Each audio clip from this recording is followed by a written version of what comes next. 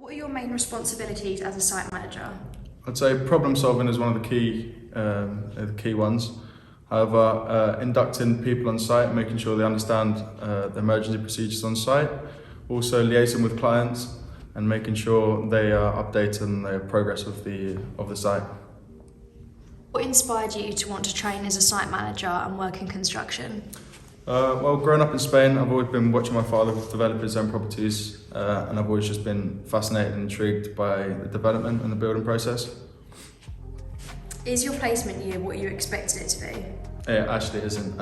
It's much better than what I expected it to be, although I always knew I would enjoy it. What has been the biggest challenge you have faced so far in Chandos House? One of the biggest challenges faced so far at Chandos House is trying to make sure that we're not compromising any of its architectural heritage. What have you learned whilst being a trainee site manager? I feel like I've learned a lot of leadership skills. Being able to step up and manage multiple teams is something that I've adapted quite well while working with Ash. What would you say are the most important skills a site manager should have? I'd say organisation is probably one of the most key parts in construction. If you can't find something on site, you're going to have a delay, and no client likes a delay. What are the most effective techniques to motivate a site team? Bring cake into work, trust me. Where do you see yourself in 5 years' time? In 5 years' time, I expect to be running my own site, obviously with Ash if they still love me. What has been your most rewarding moment at Chandos House so far? I think setting out positions for services has been a big challenge, and I've managed to overcome them quite well. And the positions have been near perfect, so I'm quite happy with that.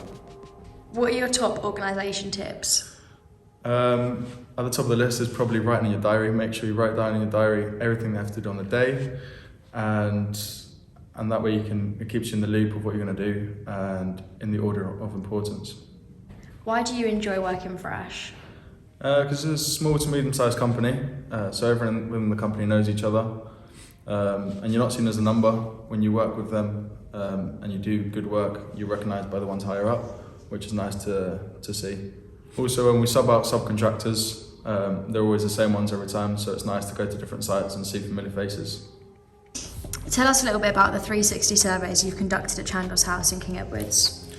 So last summer I did my own projects back in Dubai, and I thought this would be a really good tool to use in construction. So when I did start here at Chandos House, I thought it would be great to tell my managers about this tool. I told them about this tool and they really seemed to like the idea of it. And since then we've done a pre-construction and mid-construction. So you will be able to see in the future the post-construction.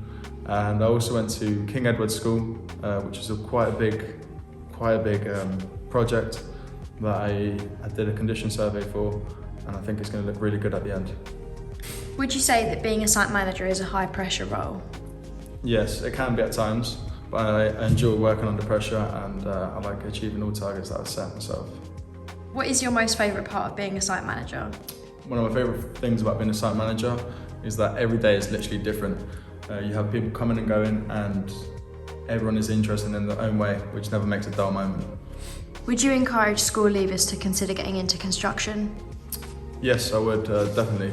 Mostly because there's a lot of trades in construction where there's always someone that's going to enjoy what they're doing, and you can always work your way up. How can you become a site manager?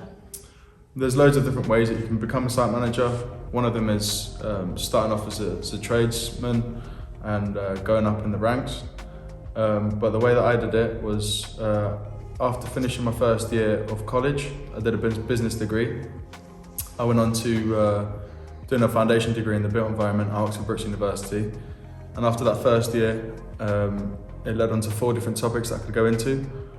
And one of them was construction project management. And that's what I'm currently doing right now. I'm doing my placement year, 3rd year, and in September I'll go back to finish my final year, and I will be a fully qualified construction project manager. What advice would you give your younger self? Never take life too seriously. Enjoy the journey and your time will come.